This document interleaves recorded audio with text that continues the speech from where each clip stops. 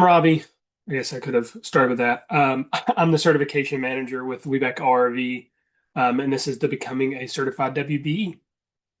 So, a little about what we're going to do or talk about is what is WBEC ORV, and I will go into all the acronyms as much as I can. Understanding supplier inclusion, what is a WBE, eligibility, benefits, once you're certified, what do you do? And if you need help, who to contact and how to contact us.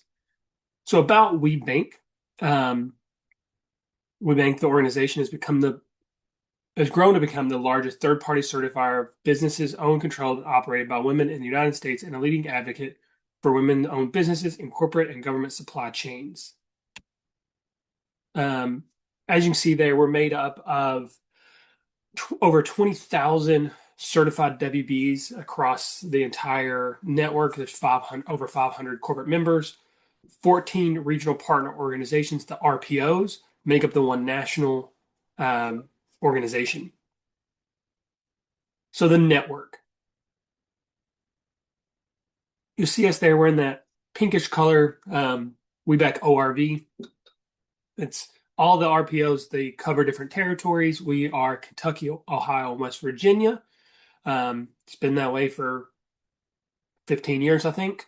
Um, and in the past, like the RPOs have been different, but 15 years we've been the same. Um,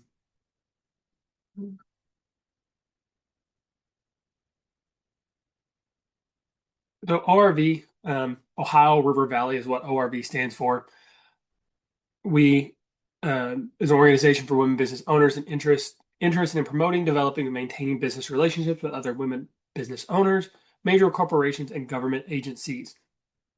Um, as I said earlier, we make up Ohio, Kentucky, and West Virginia. That's our three states.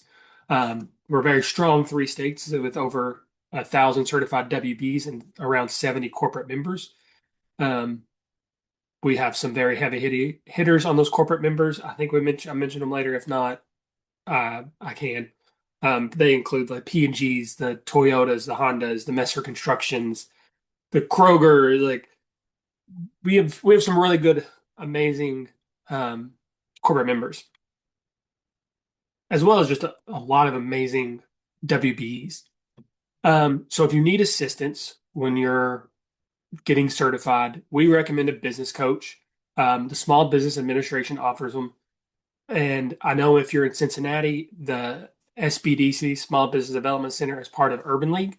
I think it's also in Dayton because it's the Greater Southwestern Ohio Urban League um, with Gino and Eric and Myra and Utsi and full team there of business coaches that will help not just with certification, but so many other things, even to like making a business plan or getting a loan document, um, whatever it is, like they can help. So that's why I highly recommend them. And they're also free. One of my favorite things is free things. And so anytime you can get free help, it is good help. Um, so highly recommend them because they've all done many classes, many hours to become certified business coaches. Um, and if you're not in, or in Cincinnati or Dayton, if you go to this website, and again, it's going to be shared. You can also Google whatever your county or city is and put SBDC. Um, it'll pop up. Like Columbus has a very large reach that I think theirs is hosted by Ohio State. Um, I think there's like one in Lexington that kind of covers Eastern Kentucky. Louisville has one that kind of covers, it's not really Central Kentucky, but I guess Northwestern Kentucky.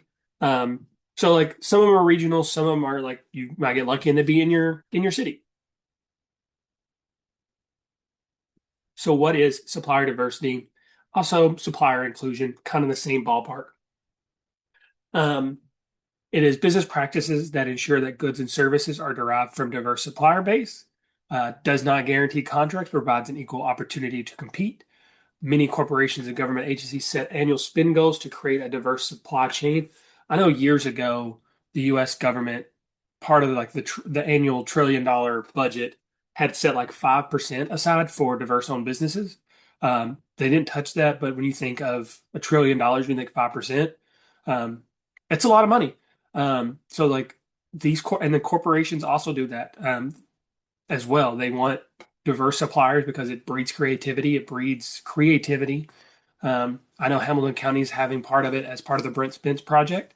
Part of that is you have to be a diverse supplier for part of that project. So even the primes, the primary contractors will have tier two spin goals. That is mandated as part of their contract. So some corporates, governments, you know, or yeah, I guess nonprofits, anybody can set their goals. It can just create a diverse supply chain. Um, WeBank is the largest national certified women-owned businesses, third party. I think the U.S. government does a lot. Um, I don't know if we're larger than them. I know we're the largest third party for sure. Um, and some organizations will require you to be WeBank certified for certain programs and things like that.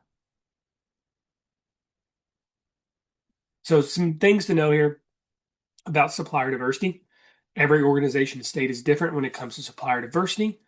Um, check who you're going after or who you're trying to do business with. See who they recognize.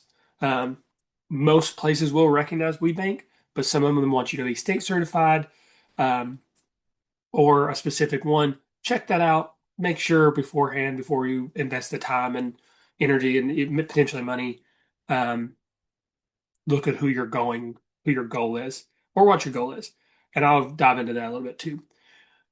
Your WeBank certification is nationally recognized, but again, every state is different. And by nationally recognized, it's like you don't have to keep getting certified in every state if you're trying to do business with Kroger. You don't have to keep getting certified in Ohio and Indiana and Pennsylvania. Once you're WeBank certified, it's the same in all 50 states and U.S. territories. So you just get one. That's what kind of makes us a little different than most certifications is the national reach that we have. Many of your target clients have internal databases or portals that you should join. I know Messer Construction has one. Um, Hamilton County has what they call the Bode list. That once you're certified, you get a little asterisk next to your name that like you are a diverse supplier. Messer wants you to upload your certificate to them to say, "Hey, I'm a diverse supplier this way," so that whenever they're looking for uh, a project to bid or whatever it is, they can designate if this is going to hit their goals that they have. Being a WBE is just one of many ways to be a diverse business. There are veteran owned, there's minority owned, there's the LGBT plus community, disability. There's so many different ways that you can be a diverse business. Um, being a woman owned business is just one of them, a women business enterprise. It's not just goodwill, it's good business sense. Like I said earlier, it breeds competitiveness, it breeds creativity to always not be doing the good old boy system and giving the same contract to the same person. It gets you get some competitive rates. So lots of good reasons to have supplier diversity, supplier inclusion in those supply chains. And you can also have goals of your own, whether it's you're looking to outfit your staff with new t-shirts, you want to use a diverse business, or you're building a new building, you hire a diverse construction company. You're catering or you're feeding your staff, you can find a caterer. So many different ways that you can use supplier diversity yourself. Oh, that didn't work. There we go.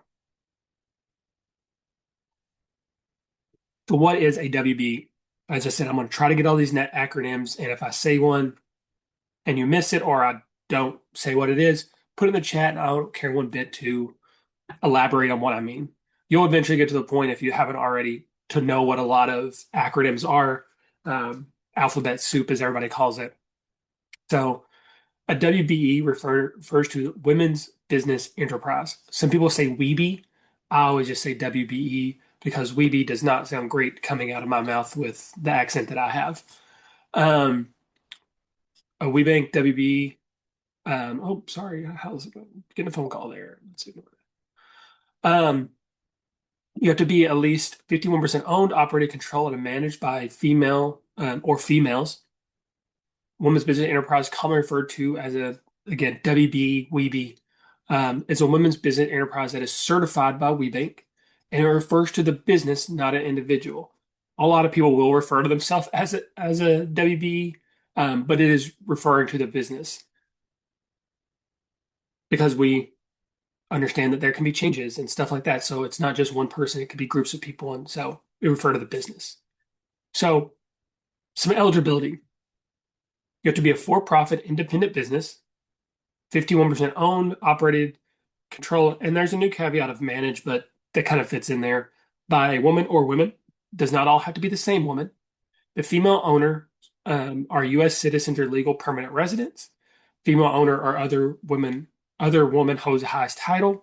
Um, Again, that's why I say it doesn't have to be the same woman, and you also don't have to be the highest paid. We understand that there's commissions, and sometimes you're a new business and you're starting out, and you are, say, an architect firm and you hire someone with 40 years of experience and you fresh out of college or 5 years in, you're probably going to pay that person with 40 years of experience because they know a thing or two. And we don't want to hinder your business making sure you make a dollar more. The owner displays evidence of legal and managerial control. Owner displays evidence of contribution or capital or expertise. That can also be sweat equity. Not everything costs money to start, but time and effort, that's your sweat equity to getting your business started. And the business demonstrates independence and ability to function on its own. Kind of ties back in with the first one. And what we mean by that is we say you're an insurance broker. You have to have the ability to kind of do your own thing. We understand that, like, if you're working with Aflac, they're going to give you the product and kind of give some parameters on what can be sold and what can't be sold and the times and things like that. You still have to have the freedom to go after who you want as a client, whether it be a group of small businesses or individual people or a corporate. You need to be able to have that freedom to do those. That's where the independence comes in, not necessarily on the product, because you could be a franchisee. We understand that there's going to be some guidelines in there on those. Um, there is no size, industry, or length of time in business requirement. You can be a startup.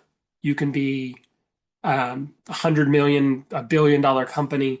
We've certified both. 100 years in business, it's no big deal as long as you have the documents backing up that your business is legal, that it's certified with the state, um, that the legal documents are in order. We don't really care of how early on.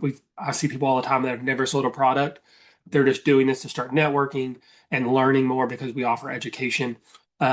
So sometimes it's people are doing that. So what is a WOSB or a WOSB? Again, another acronym. Stands for Women-Owned Small Business. It's part of the federal contracting program that is partnered with the SBA, which is the Small Business Administration. There's two ways to get certified right now.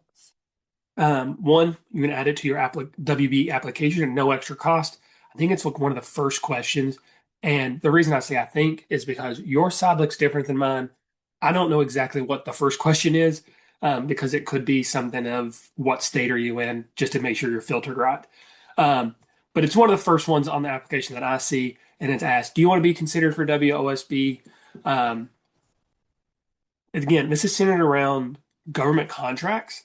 So if you're looking to do business with the government, some universities, some corporates will ask for it because they are doing business with the government.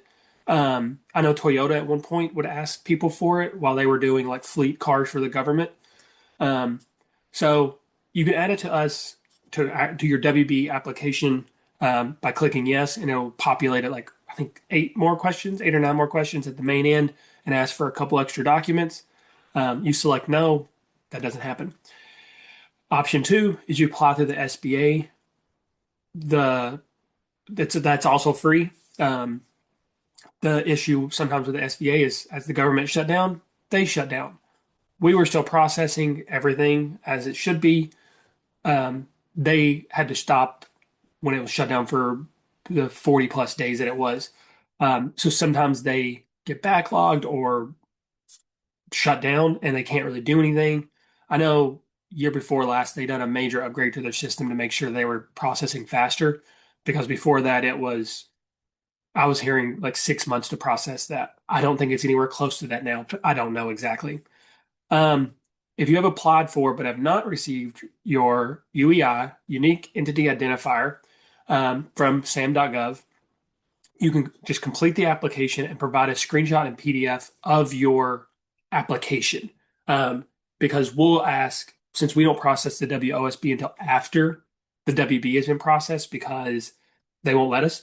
We have to wait till the end of the month on new applications for the SBA.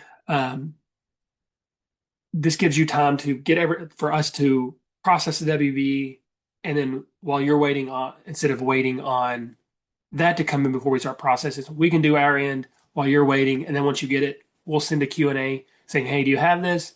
You submit it, and they just kind of keep rolling. So it gives a little more flexibility back to you, and timing does.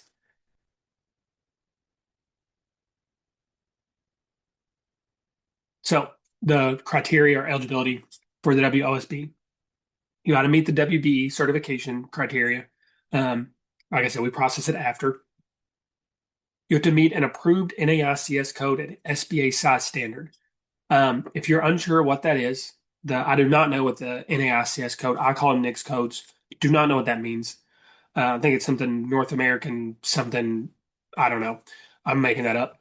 But the good part is if you Google SBA or SBA size standards or NAICS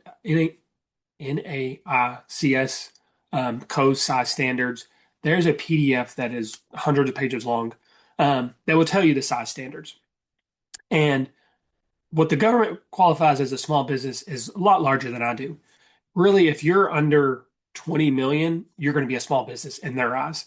Um, some industries, uh, it's based on employees because just like costs are so high, you may be a $200 million company, but you're doing what your business is, it's still so it's costing you 195.5 million to do that. So you're really not making that much money because your costs are so high. So they're like, okay, we're going to do that one on employee count.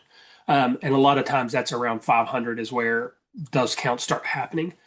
If you're unsure where to find that of your own, it's on your taxes. It's under business code. If you file Schedule C, it's there. Schedule C 1120S 1065 at 1120. It's on the left side of like the sheet that has your gross receipts on it. Um, it's in the, I'm calling it a header. It's in the header. Um, toward the top left side, it'll say business code. That's your NICS code. It's what you're filing your taxes under. It's a business description essentially in a code. So that's your NICS code in a way. NICS codes get a lot more in depth than your business code, so it gives you kind of a ballpark of where you need to be when you're doing your application. And I'll go into some more of that later. Owner must devote a minimum of 30 hours per week to the business. That does not apply to that uh, asterisk at the bottom. That's more for the next one. But the asterisk there is some businesses do not require um, you to be doing 30 hours a week. If you're in kind of like a building management situation, you're probably not going to be on the floor 30 hours a week when someone's renting a building off of you. They may only take 15, 20 hours a week, if that. So we put the asterisk there because we understand that happens. But also give yourself credit every chance you get for answering phone calls, emails, conversations after dinner, because especially if you own a business with your spouse or your partner, include those conversations at the dinner table in that time. You'll be surprised how fast your time adds up on what you're devoting to your business. You must be registered in the Federal System for Award Management. That is the SAM. It is sam.gov. That is where you get that unique identifier number. You have to be registered. It is free. If you are on something that says you need to pay for your SAM registration, you're on the wrong site because it is free. The pay one is people would do the work for you, but I don't think it's really that hard. So do it for free. But if you want to pay someone, you value your time and you say, I don't want to take the time to do this, there's agencies out there that will do all of this for you. And go for it. I just want you to know that if you're trying to find, it is free unless you don't want it to be. And again, I love free stuff. So is certification right for me? What is your product service? What's the target of that? Is it corporates? Is it scaling? Because if it's scaling, can you provide it at scale for large contracts? I always use the same example, just because it's easy. And it is if you sell candles and you're trying to get your candles in Kroger, Kroger's going to ask for 500 candles without a blink of an eye. It's kind of hard for you to say, yeah, I want my candles in Kroger if you're doing them on your kitchen table and 25 at a time for a week. Um, Because then once you sell out, and it may only take a month to sell out, are you ready to give them another 500? Or, hey, all of a sudden now they're like, well, these sold really well. Can you give us 1,000, 2,000, 5,000, whatever? So are you ready to provide at that level if that is your goal? If that's not your goal, you ain't got to worry about that part. Um, so make sure that you have a clear outline of what you offer, how you can offer it, so you know that who your target is and the scale of your target. Um, are you willing to share the details of your business? We ask for a lot of documents, and I don't lie and say it's easy or quick or a few. It's a lot. We're asking for legal documents, your bylaws, your operating agreements, LLC agreements, whatever, as well as your taxes. And if you don't have business taxes, we ask for at least a year of your personal, and I'll again talk about that more later. But we're asking for a lot of kind of like intrusive documents. We are very safe, and we all sign NDAs, and the system is encrypted to protect you. But we ask for a lot of documents. I think it's 20 plus. I think it was like 27 depending on your business structure. Um, are you clear that WBE certification is a marketing tool and does not guarantee contracts? You'll hear me say that again, maybe a couple more times. Um, Nothing is guaranteed. It's a marketing tool. It is getting you in the right rooms to network, to talk, to not just corporates, but also each other, to other business owners, to spitball ideas, kind of figure out what are the mental hurdles or business hurdles that you're having. Talk to somebody that's like-minded that also is going through that or has been through that, that you can kind of bounce those ideas because a lot of times business owners feel like they're alone. So a great thing is the network. And I'm going to talk more about it under the benefits. So some of the benefits, get access to supplier diversity and procurement executives. Um, they show up to our events. We have roundtables. We have this is Michelle Uber. She won an award for a Rising Star because you get you eligibility for awards. She's always showing up. She's always meeting people. Um, but she's a WB and she goes to our events and she meets so many the Victoria's Secrets. She's at their table talking with them, joking with them, and they've seen her now a dozen times or more. So you start building those relationships. So you get access to those people that you want the relationships with, as well as the WB community. They love her because she's out, she's dancing at the events, she's fun to be around. She'll talk to you about business or she'll talk to you about food. Like it doesn't matter. So you get access to those executives and to each other. Formal and informal opportunities to pursue business. Again, I mentioned roundtables. We have a matchmaker that's more of a formal way to pursue business. It's a one-on-one conversation or a group conversation. Um, there's access to networking events and programs. We have a coffee break that happens on the 4th of every month, where it's just kind of a general conversation about an hour, where it's just hanging out, listen to someone who's been in the game for a while, of kind of what are the strengths of doing certain things. The last two people that presented, I don't know who presented yesterday, but the last two before that, one had been with the state of Ohio for 20 years in supplier diversity. Another one had been with NiSource for 10 plus years that have now started their own businesses. And they talk about what is the corporate side of things like and how to approach them. Um, so we have so many great programs and events. I mentioned earlier the awards. You get access to use the woman-owned logo and the seal as you see them there, the certified WeBank and the woman-owned. You'll see them all over the place if you look for them now. Now you know what they look like. You'll see them at Target and Kroger. Um, I think I saw some at Costco the other day. People, you put them on your product. It's a badge of honor that, that whenever I'm looking for something and I see that, I'm like, well, I know this is a good product. And I know it's a legitimate business and it's not some third party that's using another third party that's outsourcing it from another third party. Like I know that this is somebody, most likely a small business, a local business, um, that just does good work. So you see it everywhere from sun-dried tomatoes to towels to I once saw it on like a bouquet holder, like a reusable bouquet holder at Kroger, like so many different things that it can be on in so many different places too. People put it on their emails all the time or their websites. And you get a community of support from other female business owners and like-minded professionals. As I said, Michelle's out on the dance floor dancing, but also when it comes time to be serious and like ask real questions about her business, she was happy to answer. Um, there are so many other women that do that, and I know it's a terrible cliche term, but it is a sisterhood. And they'll tell you the same thing that they look forward to seeing each other anytime they can or doing business with each other when there's an opportunity. Sometimes there's never going to be an opportunity, but you can still be friends and still talk about business.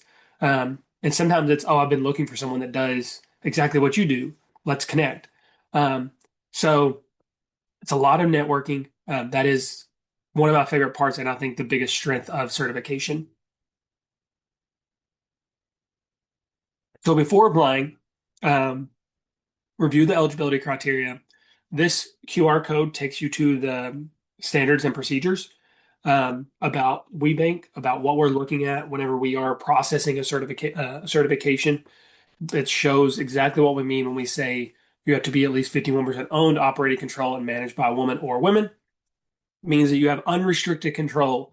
If there is a board of directors that is three men and two females, and you need a majority to do something with the board, the female doesn't have control unless the female owners can remove board members. So my advice always is when you're reading your legal documents, look at it in a way that you're trying to find something wrong with it. If you look at it and you're saying there's no way that a man can stop me from doing business, not that he can do it, but that he can stop you from doing it. If the answer to that question is no doubt, nope, nobody can stop me from doing anything, you're gonna be fine. If there's a hesitation or a reason to like explain yourself, well, no, he can't, no, he can't, he can stop me, but he can't do anything himself, but he can stop you. So therefore, he kind of takes a little bit of control from you. Um, there are some things of like, dissolving a business that we allow, and that's outlined in the standards procedures because, you're talking livelihoods there. You're talking investments. So like we understand that stuff. But you want to make sure that he's not stopping you from the day-to-day operations of signing clients or finding clients or offering a new product or something. You want to look for those things. Always look for the words unanimous and supermajority. Um, that is going to be red flags unless you make sure that you are 100% owner or that you yourself have uh, that supermajority. Make sure it's outlined, easy to read, easy to understand. Because I'm not a lawyer, so I have to read it in common terms. We do have an attorney that we do check in with from time to time, but we'd really prefer it if you made it really easy and simple. My favorites are when people just put that Erica Young is the CEO and will always be the highest title person in the company. Those are my favorites, and I do see those from time to time. It is so much fun and so much easier for me. Um, so the application process takes about 3 to 4 months, 90 days, depending on the complexity of your business, and recertification is annually. So, step one, determine are you eligible? 51% owned, operated, controlled. Um, as I've said, and I think I say it again sometime, or I will, compile the required documentation. And I'm going to give you a cheat sheet in a couple slides of what those documents are. But my advice is get as many of those together as you can before you start applying. Um, then, once you get all that, complete the application online. Once you submit it and we do the intake, that's when the 90 days actually starts. Um, you review, then we will review and do a site visit, a virtual site visit, depending on your um, business type, and I'll talk about that later. Um, Once that happens, then we take everything, review it again, and we have a final determination. If everything's good, you're in. We ask for 30 days once the site visit is done, regarding to wait for us to give you the final decision. Because again, like we review everything, make sure we didn't miss anything, so that whenever you do see that seal of approval, you know that we have done our due diligence. We vet very heavily to make sure that that seal is done really well, or that your application is who you say you are. Um, yep. Their cost to apply. It's a non-refundable processing fee. It's for new applications, and recertification is based on annual gross revenue as reported on the federal taxes. It's broken down kind of five tiers here. If you're under 1 million, it's 350. If you're between 1 and 5 million in your gross receipts, it's 500. 5 to 10 million, it's 750. 10 to 50, 1,000. And if you're over 50 million, it is $1,250. I hope every year that your fee goes up, not because I will see a dime more, but that means your business is growing. I love to see your business growing. We're a nonprofit. I'm a salary worker. I don't get another penny if you go from $2 to $40 million. Like I don't see an extra dime. So I just like seeing it because that means you're getting use out of your certification or you're growing your business. And that's always good. I mentioned earlier our confidentiality and privacy. Your information and security is number one priority. The WeBank Link portal has several layers of encryption. All staff and volunteers sign confidentiality agreements. Um, your information is not shared. Nothing is kept hard copy. It's purged if you discontinue. Um, when you're filling out your application, you have 90 days to submit it. If you don't submit in 90 days, it will delete. That is for your protection, so that there's never just documents hanging out there. So once you start your application, just know the clock is ticking. You have 90 days to submit it. We have 90 days to process it. And then we ask that you submit your recertification at least 90 days prior to expiration, so that we can make sure we get it in there and get it done. A note here. Don't love this note, but WeBank makes us put it. It's on question 17 of your application. It's a contact person, um, that we can talk to about your application. So if you're having someone help you fill it out or an attorney or whatever, they say put it at question 17. I say make them a user on the account. Question 17 is that whenever we go to pull a list, for say a corporate is asking us, hey, do you have anybody that does this? We pull and we see the contact information. That is who we send those emails to saying, hey, the Columbus Regional Airport has asked for businesses that fit this criteria, and we think you do. Submit a bid or whatever. We're just giving you a heads up that they're looking for diverse suppliers. That, those emails are going to who's listed in question 17. So make sure question 17 is a monitored email box. I say don't put someone that's not staff at 17 because I see people that use attorneys in question 17, and an attorney may be filling out applications for 4 or 5 businesses. They're not going to know who that's supposed to be directed to. They're not going to forward it on to you. Make that attorney a user. That allows me access. That allows them the ability to go in and kind of do the application. It also allows me to talk to them if they have questions. Because if they're not listed on the application or as a user, I'm not allowed to talk to them. So make sure that question 17 is a monitored email inbox. Um, so if you're having like an admin or somebody, that's fine. Just if it's a third party or somebody outside, I would recommend making them a user instead. Okay, now we're getting into more about what is WeBank Link, the application itself, what's it all look like. So it's a little more technical stuff, but it's the nitty gritty, the meat and potatoes, as the Eastern Kentucky me wants to say. So WeBank Link, as you're logging in, if you don't know where you can start with WeBank Link on our website. If you go to certifications and how to get certified, there is a link there. You click on it. It's an image actually. It says WeBank Link login or whatever. You click on that, it'll bring you up to this page. Um, on the very first time that you're ever applying, you want to go where the arrow is. After you've already started your portal, you can click there in the middle where it says WeBank Link 2.0 login. That's a clickable box, and that'll take you also into your dashboard. But the very first time, you want to click apply for or renew certification because it'll kind of guide you a little better. This is what a dashboard looks like, but it's mirrored. It's two different ones, so it's not duplicate. Um, See dashboard up there in the top left in the box. I don't know if you all can see my mouse. I hope you can. But here is really where you're going to click for this manage/apply for certification. Once you kind of start your application um, and you make it through the first page and save it, and you have to like leave and come back, that is where the certification application pending will pop up. So after you've done the first step, then you can go back into here. So say you've started it, you've done the first page, and you're ready to come back. Um, you click there, it's going to bring up a page that looks like this. This arrow should be down here. There's the process button. It will show you how far along in the process you are in completing your application. Um, so once you come back in and click process, that's when it's going to look like this. These first six sections um, are going to be a lot of, I'm going to call them short answers, but they're not really that short or they're not really that long at all. It's who's your business references, how long you've been in business, what product do you offer, what are your keywords? It's stuff like that. It's just about your business. It's that's what those first six sections are. Then the document list. That's the one that's going to take some time.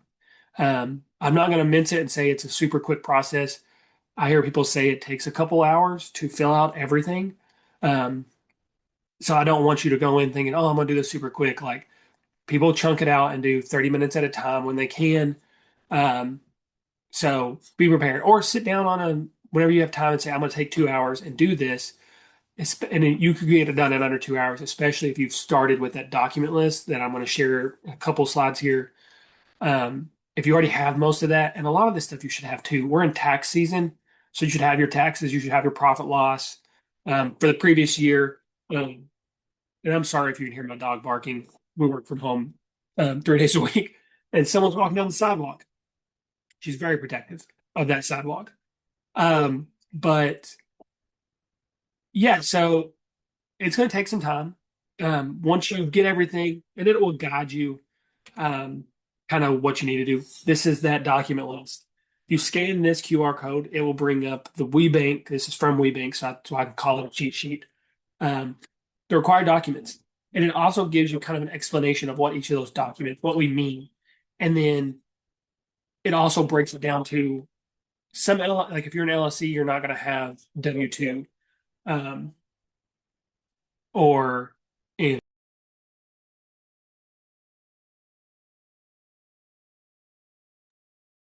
I think it must be the mailman because she is still barking. Um, but it breaks down what do we mean when we say history of business? It's have some fun with it. Give us a paragraph or more of why you decided to start your business, um, how you got to where you are, if it's family ran, if it's, passed down, whatever. Like it's going to give you kind of the explanation of what we mean with some of those tricky things, um, because it's not a normal document that you, as an owner, you don't really have a resume. So it kind of tells you what exactly we're looking for. Um, so also on the application, there's required documents and mandatory documents, um, which to me are two absolute words. But in WeBank and on the application, mandatory means no questions asked, you have to submit it. Required are if applicable. So you might not have to do all the required documents, and you can click a button that says not applicable. Mandatory are going to be the your taxes, but a required one is going to be W-2 because if you're an LLC, you don't pay yourself a W-2 most of the time. Um, but you're going to have a mandatory document would be your profit loss and your balance sheets, and stuff like that. So also, recertification is not nearly as strenuous. It's depending on your legal structure, 6 to 8 documents. Um, And also the system will let you just click a button and it'll kind of like copy over last year's application. And then you can go in and change anything that you might need to change. Um, so it's so much faster. I think people take it, some people do it in like 30 minutes or less. They'll do it during lunch break or whatever to do their recertification. But it's not nearly as hard. Two of the documents are a new sworn affidavit and a new user agreement. So that shows you how less strenuous it is on the second one. Oh, there it is. Oh, this is a new slide. I mentioned earlier the NICS codes. The reason this is a new slide is we have people that have been submitting um, the wrong NICS codes. Um, so it's to be updated every year on the application, and it needs to align with the services or commodities with your business. Um, Focus on what your business does at its core. So if you're in marketing, you want to use, the 541613. And again, this can all be found. There's even a code search there, link there at the bottom. If you Google SBA NICS codes or whatever, like there's a PDF that lets you, and you see this on the right side, kind of tells you if you are in certain industries where your codes will start. So then you can go through and pick what you want. Your primary one is going to be the one that you do the most of. Um, your secondary codes are going to be the ones that um, you can also do. So that whenever a corporate or another WBE is searching for your business and they search via the NICS codes, um, you'll pop up. So take a minute and like search a little bit to see what you do and what's considered here, and add them to your profile. Um, so you can see here at the bottom, though, the primary code, somebody was like HVAC, essentially. Secondary code, warm air heating, wholesaler still fits the criteria. But then they've also put in a 56192, which is a convention and trade show organizer. Um, that's not going to fit. And we're going to have to remove that. And that's going to take extra time and it's going to slow things down. Or we're going to have to like send you a Q&A and ask, hey, why did you do this? This doesn't fit your business. And sometimes it's I didn't know what I was clicking or whatever. So just make sure the codes you're selecting match your business. Because there's a lot of them, and I know it can sometimes you just want to just be like done with it and you start clicking things. Take a breath and just read them and make sure that they're accurate. Um, because you don't want us to be looking for someone that does trade shows. You pop up, we send you an email, and then now you think we're spam when we just search based on your NICS codes.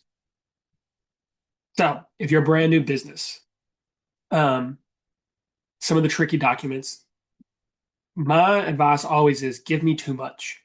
Um, I know what I'm looking for. Colleen knows what she's looking for. So if you send us too many pages, we can decipher what we're looking at. Versus if you send us not enough pages and we're missing something, we then have to go back to you asking for that, and that can slow the process down like crazy. So send us your bylaws if they're amended, if they're original. Like I think we asked for the original. If you have them, we get some people have been in business 100 years, fires, floods, and all that happen. You lose things.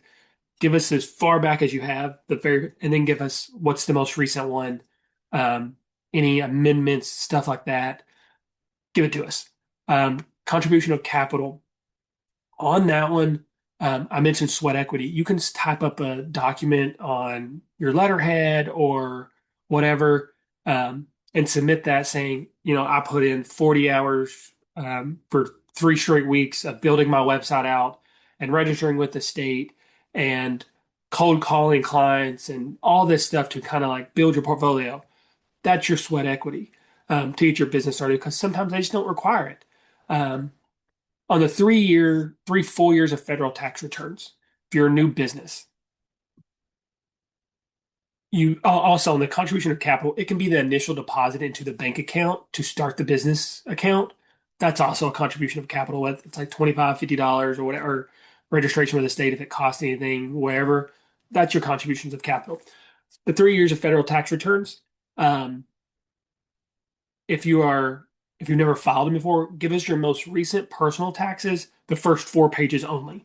We don't need all of them, but we want the first four just to show like, hey, you're a legitimate person and you're not like a shell organization trying to funnel money somewhere illegally. Um, That's between you and the IRS, but also we're not trying to get caught up in that. Um, but if you say you started your business in 2024, so you'd have 2025 taxes. You're not going to have 2024, 2023. Just give us your 2024, the first two pages of your personal.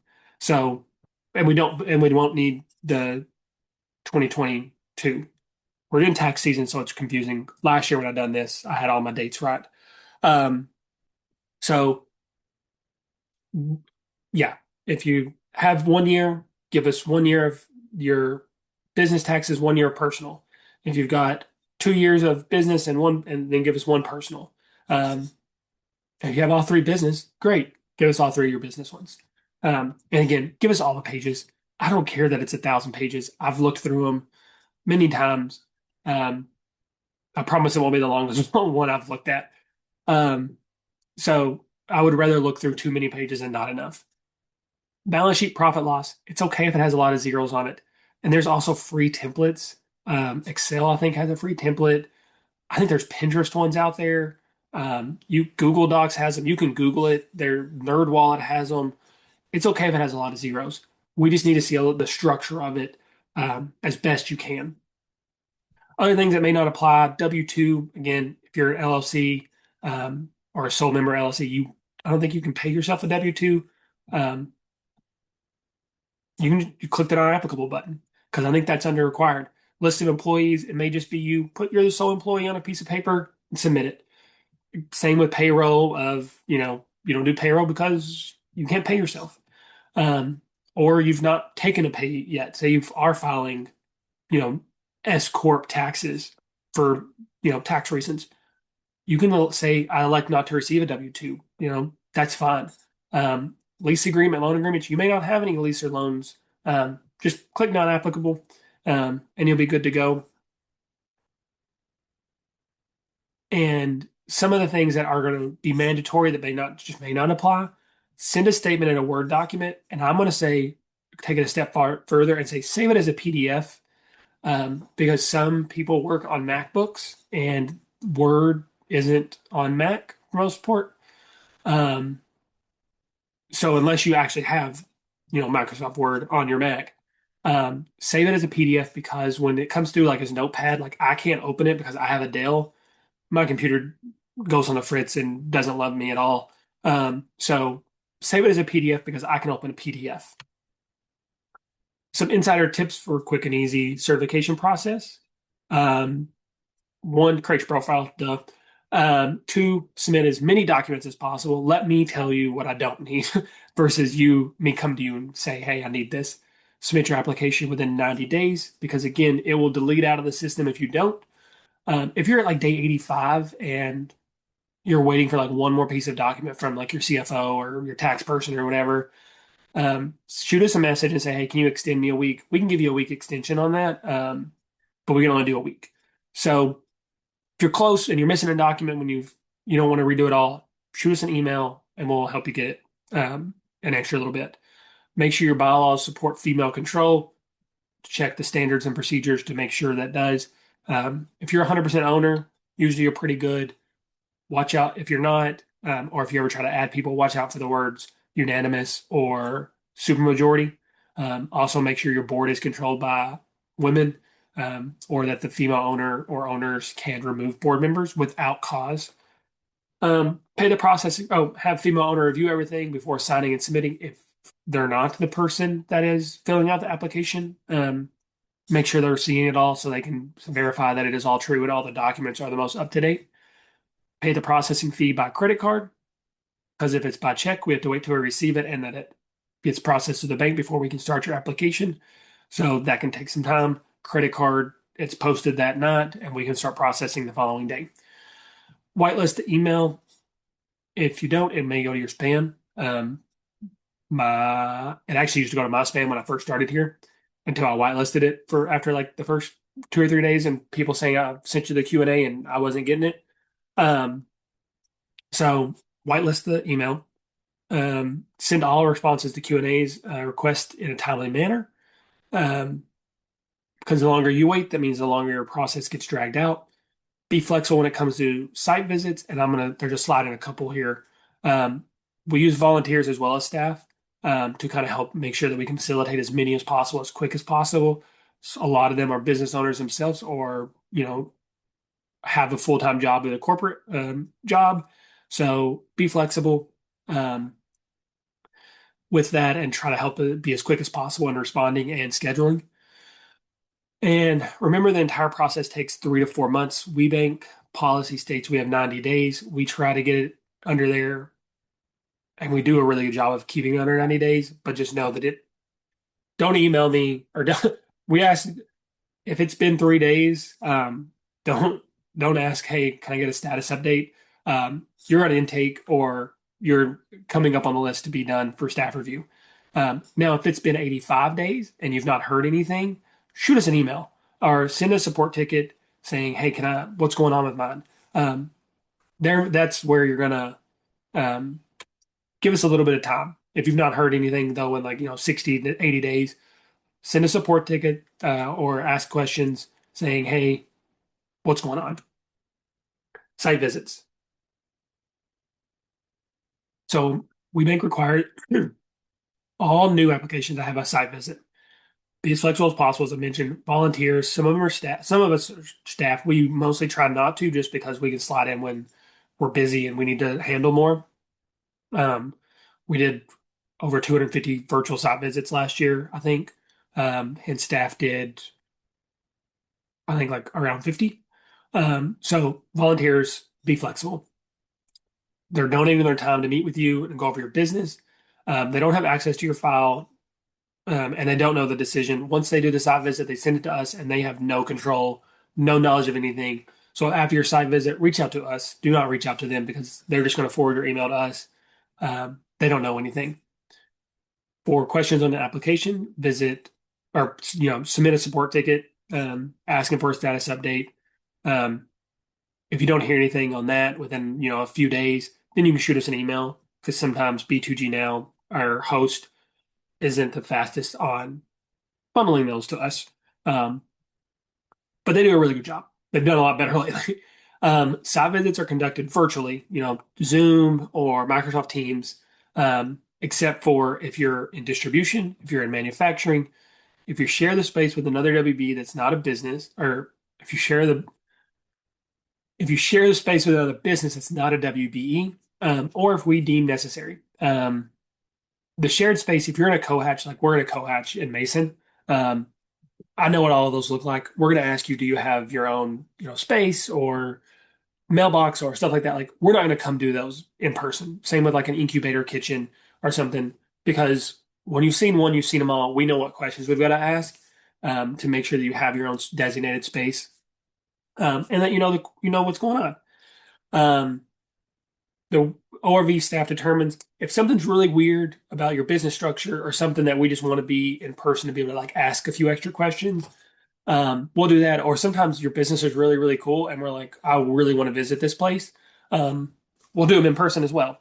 Um, so most of the time, it's the second option, or we're doing training and we're like, hey, let's do this one in person so that we can train because we get so few in person ones. Um, so most of the time, it's that. All right, what comes next? Certification can open doors to new business opportunities. If you work your network, you got to show up to events. As I mentioned, Michelle Uber, this is North Star Maintenance Group, um, is who this picture is at one of our connects in Louisville.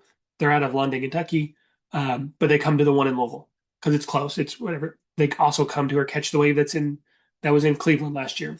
Upload your certificate to Supplier Diversity Portal. So you got to research a little bit of who you're trying to do business with and who wants it in their portals. Check out the corporate government member online directory. Once you're certified, there is your dashboard will show up a little different. There is a little section on this left side that says search, and you can search vendors, which would be yourself, your other WBs. Members are the corporate members. It shows you who their supplier diversity contact is, the website, phone number, email of that person. Um, so you get a little access there. It's really nice. Don't spam them, please. Please do not spam them. That is what you're acknowledging in that user agreement is you're not going to spam them. I'm trying to get through this the last 5 minutes here, these last few slides. Um, Market yourself as a WeBank WBE, put it on your email, put it on your website, use your certificate, frame it in your business. I've seen it all, and I love seeing it all too. Attend the national conference, business fair in June. That is in Salt Lake City this year. Um, it rotates around the country. Last year it was in New Orleans. Year before that was Denver. Year before that was Nashville, and then the year before that, which was my first one, was in Atlanta. They rotate everywhere. Ours also rotates. This year it's going to be in Louisville. Go Cards, throw your L's up if you're in Louisville. You also do not have to be from Louisville to attend. You can be anywhere in the network, in WeBank's network, not just in our RPO. Um, and it's great. It's essentially like the national conference, but a lot more, I'm gonna call it family oriented. Um, but it's a much smaller. The national one has, 4,000, 5,000 people at it. Ours is around 300, give or take. So it's a much more intimate, but it's also very intentional. Tons of education, tons of networking at it. Also, join programs, join committees, support programs, awards, certification, all kinds of things. This is a survey, but before, if you want to go ahead and scan that, I'm going to go to the next slide and then come back to this. Tell me how I did, but also I don't see these. It just lets us know where we can improve. Um, and someone does see it. It's just not me. So don't think I'm going to see it. And so you can badmouth me if you want, but please don't. My bosses see this. Um, but it lets us know what we can do better, what you're looking for, all that stuff. Like I said, Bold and Brilliant is coming up March 20th. It's another one of our key events. It is in um, Columbus, Dublin, whatever. It's Columbus. Um, it's centered around women of color, but it's also for the allies. Um, so come hang out, see what the network is. You do not have to be certified to attend. There just may be a section, and I think there is, about the corporate roundtables that you will have to be certified to attend. But for the most part, you can come to any of our events without being certified. This QR code goes to our calendar and registration links. We've got doing business with series where it's a one-on-one, or not a one-on-one, but the corporate tells you how to do business with them. We have our next WBE Connect. Those are in person. That's in Cleveland on March 18th. A newly certified onboarding on the 19th, as well as the start of our Bold and Brilliant conference. The Prelude Party, I think they're having a perfume bar, there'll be some dancing, some networking. It's a lot more lighthearted. And then on the 20th is where we get into the good stuff, the speakers and all that. Coffee break April 1st. That's not a joke. That is the date. Um, so attend, see what the network is. Again, on that one, you don't have to be certified to attend it. Doing business with Ohio Health, same as with Key Bank, where they talk about how to get their business, what they're looking for, how to submit RPs, all that good stuff. And then we have a business development series, navigating strategic partnership and joint ventures, where you get to learn about how to help that for yourself. So it's educational. This is the main ORV link. It's also on our website. I'm going to go back to the survey because this is the last slide. But they always just want us to put the survey last, and so it's out of order. Um, I told you I talk fast, and it still takes me the entire time. If you have questions, drop them in the chat, email us, call me. I don't care. Thank you all so much for your time.